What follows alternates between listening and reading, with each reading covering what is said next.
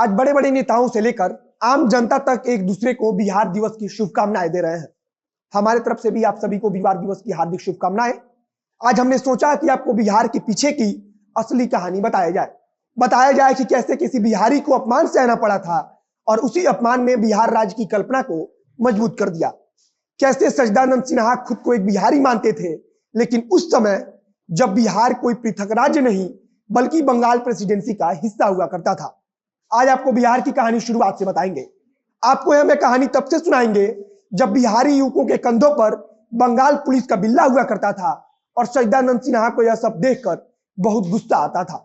कैसे बिहार बंगाल प्रेसिडेंसी से अलग हुआ और फिर आगे चलकर एक पृथक राज्य बना। नमस्कार, मेरा नाम है मोहित कुमार सिंह और आप देख रहे हैं जनता जंक्शन। सबसे पहले आप सच्चिदानंद सिन्हा के बारे में जान लीजिए। सच्चिदानंद सिन्हा संविधान सभा के पहले कार्यकारी अध्यक्ष रहे थे।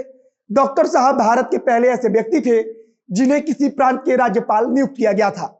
इनकी शख्सियत का अंदाजा आप इसी से लगा सकते हैं कि डॉक्टर साहब ऐसे प्रथम भारतीय हैं जिन्हें हाउस ऑफ लॉर्ड्स के सदस्य होने का गौरव प्राप्त है। बिहार राज्य की कल्पना मजबूत होने के पीछे एक कहानी है।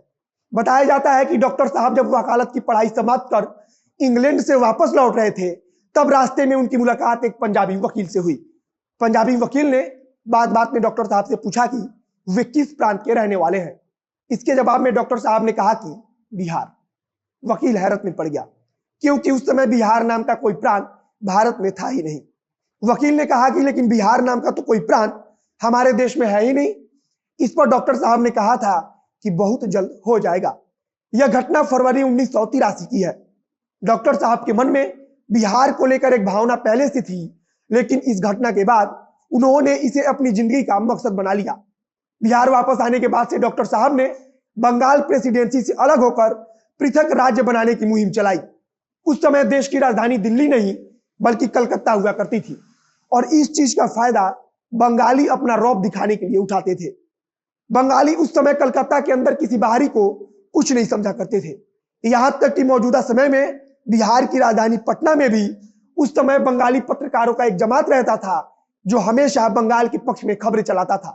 डॉक्टर सच्चिदानंद सिन्हा जब बिहार वापस आए तो उस समय बहुत कम ऐसे पत्रकार थे जो बिहार और बिहार वासियों के पक्ष में खबरें लिखते थे।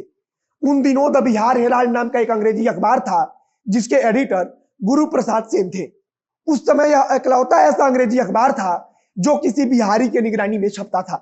डॉक्टर साहब को आभास हुआ कि अगर बिहार को अलग राज्य बनाने के लिए मांग उठाना है तो इसके लिए किसी एक ऐसे अखबार की जरूरत पड़ेगी जो बिहार के लिए खुलकर लिखे। इसके लिए डॉक्टर सच्चिदानंद सिन्हा ने 1894 में एक अंग्रेजी अखबार निकाला जिसका नाम रखा द बिहार टाइम्स। अपने अखबार में उन्होंने बढ़ चढ़कर बिहार को अलग प्रांत बनाने के लिए लिखा। उन्होंने बिहारियों को एक पक्ष में एकजुट होने के लिए माहौल बनाया। उनकी कोशिश थी कि हिंदू मुसलमान दोनों एकजुट होकर बंगाल प्रेसिडेंसी से अलग एक पृथक बिहार राज्य की मांग करें। वे अपनी पत्रकारिता के माध्यम से बिहार के लिए आवाज तो उठाते थे, लेकिन इस लड़ाई में वे अकेले थे। इसका कारण था कि पटना में बंगाली पत्रकारों की बैठी जमात इसका समर्थन नहीं करती थी और उस समय द बिहार हेराल्ड को छोड़ कोई अन्य अंग्रेजी अखबार था ही नहीं जो किसी बिहारी के द्वारा नियंत्रित होता हो। हालांकि डॉक्टर साहब ने अपनी मुहिम जारी रखी। डॉक्टर साहब ने नंद किशोर लाल के साथ मिलकर बंगाल के लेफ्टिनेंट गवर्नर को एक मेमोरेंडम भेजकर अलग बिहार प्रांत की मांग को रखा।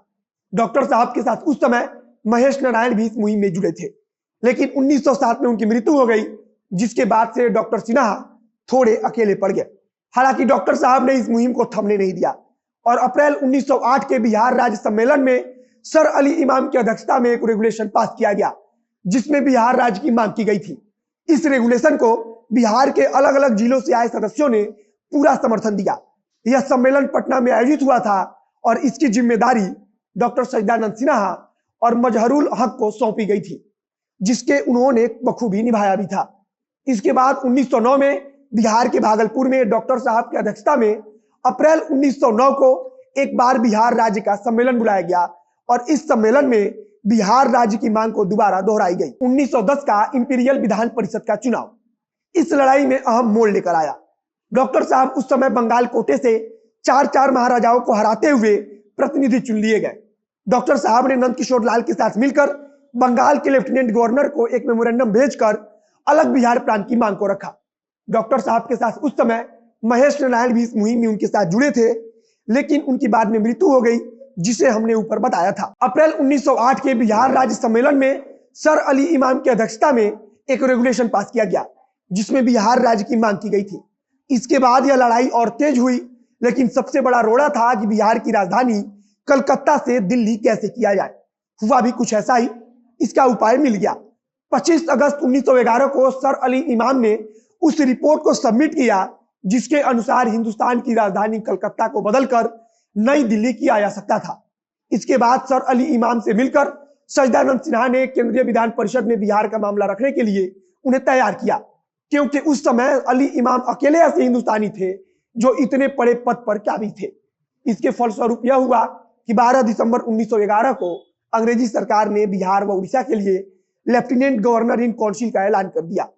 इसके बाद 22 मार्च 1912 को बिहार बंगाल से अलग होकर एक अलग प्रांत बन गया। इसी कारण बिहार सरकार हर साल 22 मार्च को बिहार दिवस के रूप में मनाती है। उम्मीद है कि अब आप बिहार बनने के पीछे की संघर्ष और उस तप को समझ चुके होंगे। वीडियो अच्छा लगा हो तो शेयर कीजिए, फेसबुक पर देख रहे हैं तो पेज को लाइक कीजिए, यूट्यूब पर देख रहे हो तो चैनल को सब्सक्राइब कीजिए। मिलते हैं फिर बहुत जल्द अगले वीडियो में।